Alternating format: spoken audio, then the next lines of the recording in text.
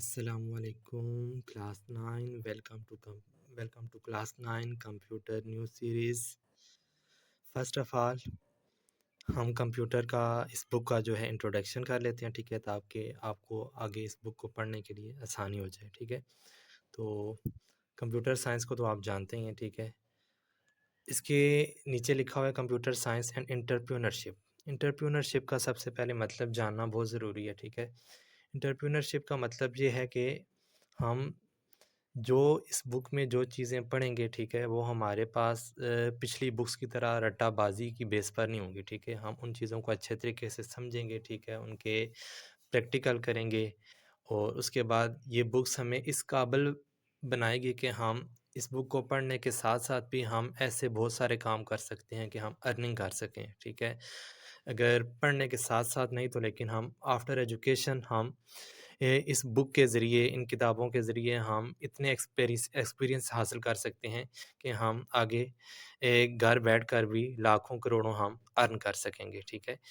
तो ये छोटा-सा था बुक का इंट्रोडक्शन। आई होप कि आपको समझ आ गया होगा कि इस बुक का नाम क्यों चेंज किया गया है और इस बुक को और जो दूसरी बुक थी उसकी जगह इस बुक को लेकर आने का क्या मकसद था। आगे हम कंप्यूटर का लेक्चर स्टार्ट करते हैं। यूनिट नंबर 1 हमारे पास है introduction to system. Introduction to system का मतलब है कि हमारे पास जितने भी इस चैप्टर के अंदर हम जितने भी सिस्टम्स को पढ़ेंगे उसके हमने उसका इंट्रोडक्शन बताना है। फिर उन सिस्टम्स का काम क्या है, वो कैसे एक दूसरे के साथ मिलकर काम करते हैं, फिर उस सिस्टम के अंदर कितने सब सिस्टम हैं या सब ग्रुप्स हैं, वो सारी चीज़ें हम इस चैप्टर के अंदर देखेंगे। स्टूडेंट, फर्स्ट टॉपिक हमारे पास है थ्योरी ऑफ सिस्टम। सिस्टम की थ्योरी को हमने जानना है। The idea of a system is useful. जो सिस्टम का ख्याल है इज़ यूज़फुल मुफीद होता है टू एक्सप्लेन वजाहत करने में बात दोनों एक्सटर्नल बैरूनी तौर पर रियलिटी इसी तरह एज वेल एज इसी तरह द इंटरनल वन। सिस्टम का ख्याल इतना बैरूनी तौर पर जितना उसकी वजाहत को जानना ज़रूरी होता है, जितना मुफीद होता है उतना उसकी अंदरूनी तौर पर भी उसको जानना ज़रूरी होता है। द इंफॉर्मेशन सिस्टम मालूमाती निज़ाम इज़ सिंपली एन ऑर्गेनाइज इस तरीके से तरतीब दिया जाता है सेट ऑफ कंपोनेंट्स के अज्जा को डेट आर कोऑर्डिनेट्स जो कि मरबूत होते हैं या कोऑर्डिनेट कर रहे होते हैं टू परफॉर्म कारकर्दगी करने में आर डिजिग्नेटेड फंक्शन मुकर्रर फंक्शन के ऊपर जो काम कर रहे होते हैं। अब सबसे पहले हमारी यहाँ से एक डेफिनेशन बनती है एन इंफॉर्मेशन से लेकर यहाँ तक फंक्शन तक, ठीक है। ये इंफॉर्मेशन हमारे पास टू टाइप्स में आ सकती है। एक हमसे बोर्ड में पूछा जा सकता है कि डिफाइन इंफॉर्मेशन सिस्टम, दूसरा हमसे पूछा जा सकता है define system with example. Example इसकी आगे है वो मैं आपको साथ बता दूंगा। ये दो क्वेश्चन आपसे पूछे जा सकते हैं लेकिन इनका आंसर एक ही है। दूसरा आपको एक शार्ट इसका आंसर मैं बताऊंगा अभी। तो पहले इसकी हम रीडिंग कर लेते हैं, उसके बाद फिर मैं शार्ट आंसर भी आपको बता देता हूँ ताकि आपको वो भी याद हो जाए।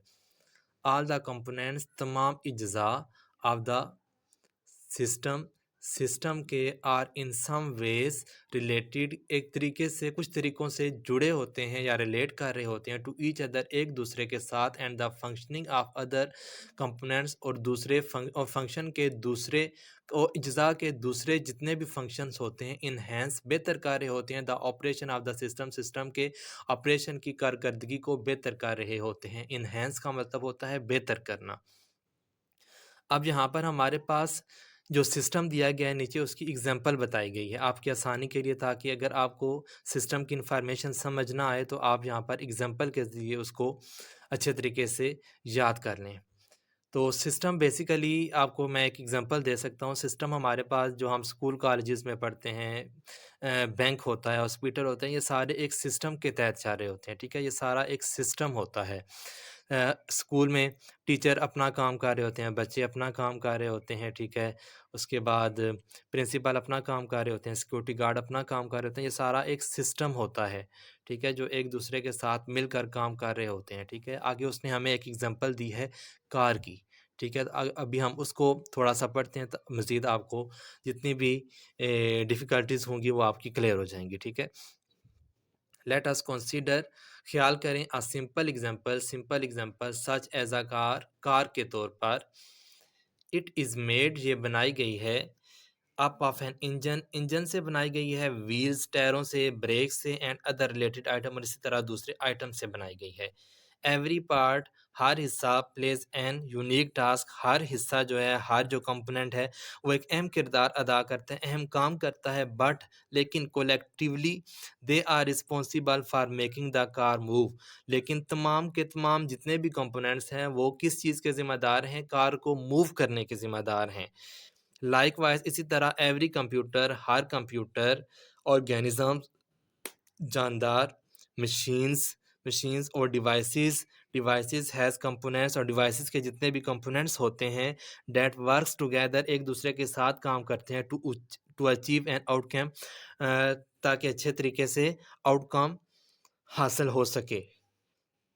अब यहाँ पर देखिए उसने हमें कार की, यहाँ पर उसने हमें डायग्राम बना के दिया, ठीक है? डायग्राम के ज़रिए भी उसने हमें समझाने की कोशिश की है, ठीक है? कि ये जितने भी कंपोनेंट्स हैं ना, वैसे तो हर कंपोनेंट्स का एक अलग काम है, ठीक है? लेकिन जब सारे मिलकर अगर उनका फंक्शन सोचा जाए तो उन सब का फंक्शन है कार को मूव करना।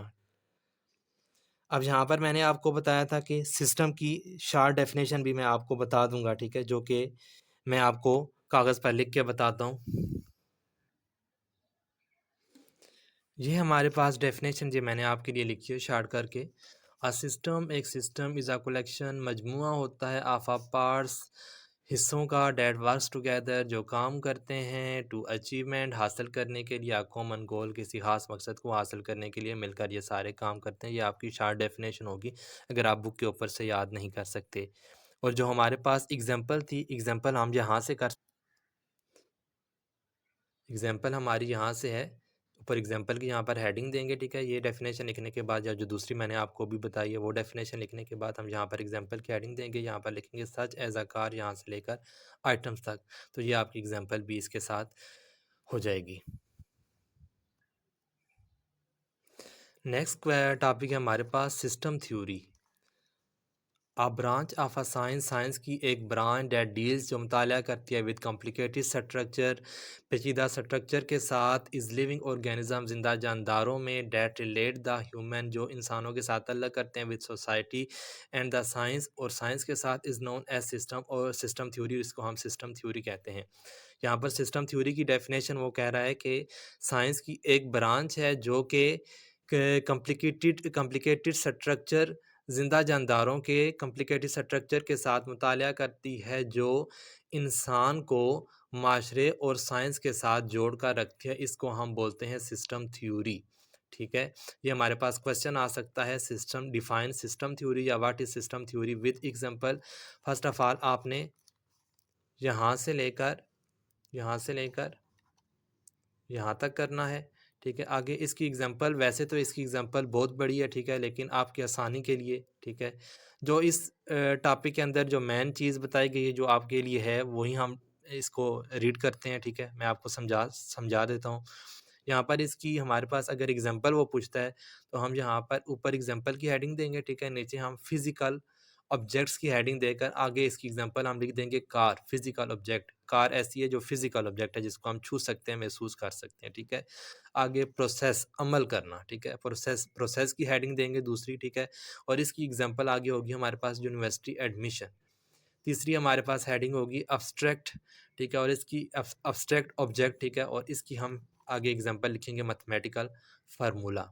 तो ये वाला जो आपका टॉपिक था, ये यहाँ तक क्लियर हो गया, ठीक है? नेक्स्ट हमारे पास है concept of system.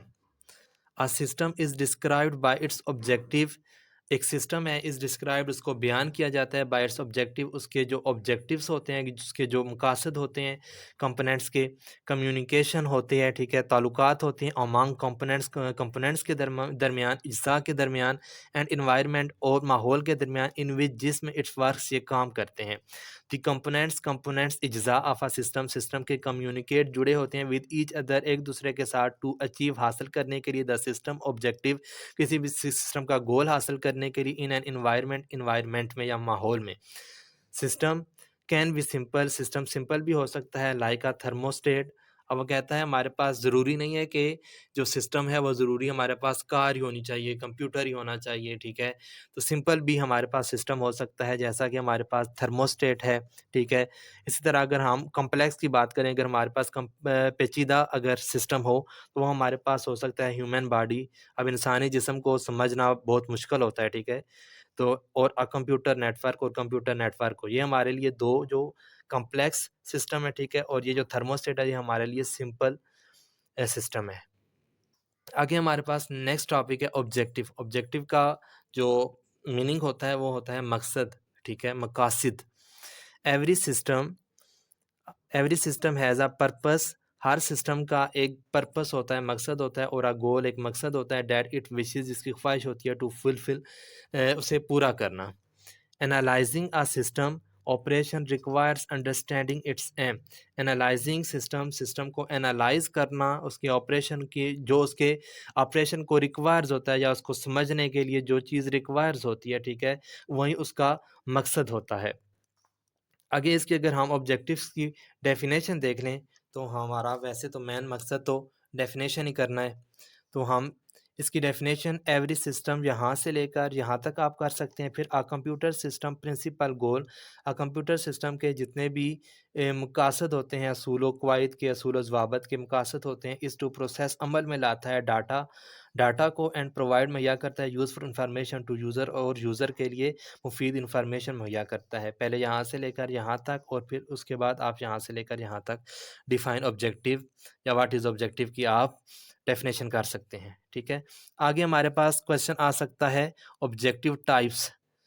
Types of system objectives. अब ऑब्जेक्टिव्स मैंने आपको बताया हमारे पास मकासद होते हैं, किसी भी चीज़ को किसी भी मकसद को अचीव करने के लिए हमारे पास जो ऑब्जेक्टिव्स होते हैं, ठीक है? उसको मकासद हम कहते हैं, ठीक है? अब आगे ऑब्जेक्टिव्स की हमारे पास 3 टाइप्स हैं।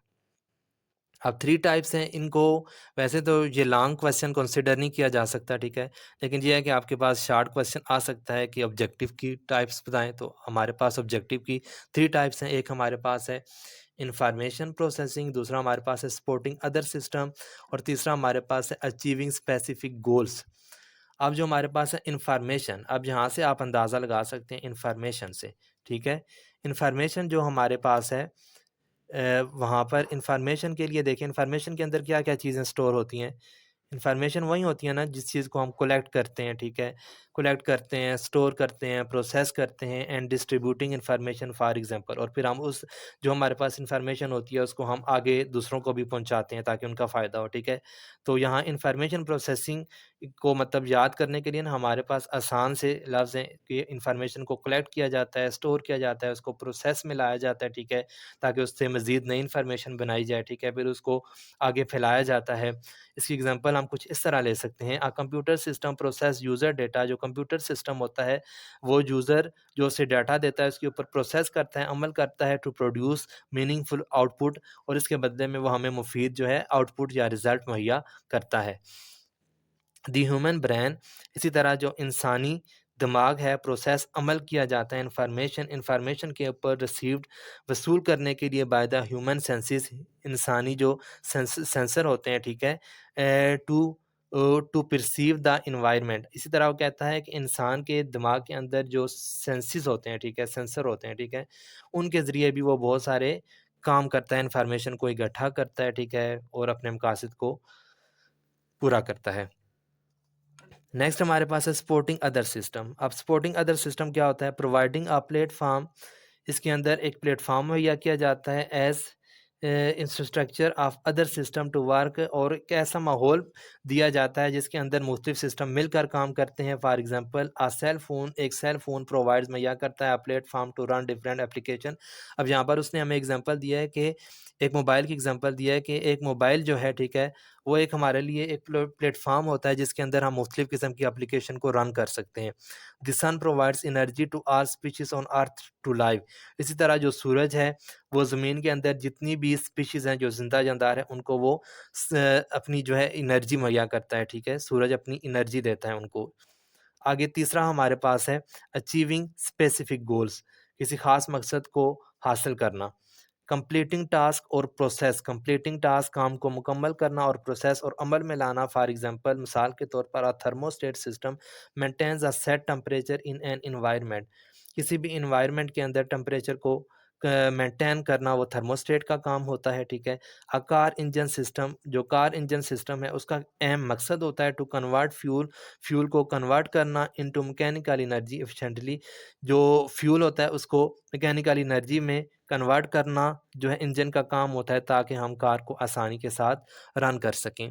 ये हमारे पास पहला टॉपिक था। आई होप कि आपको ये टॉपिक समझ आ गया होगा। मज़ीद आपको अगर किसी भी चीज़ में किसी भी जगह आपको लगता है कि ये चीज़ हमें समझ नहीं आई, तो आप मुझे मैसेज कर सकते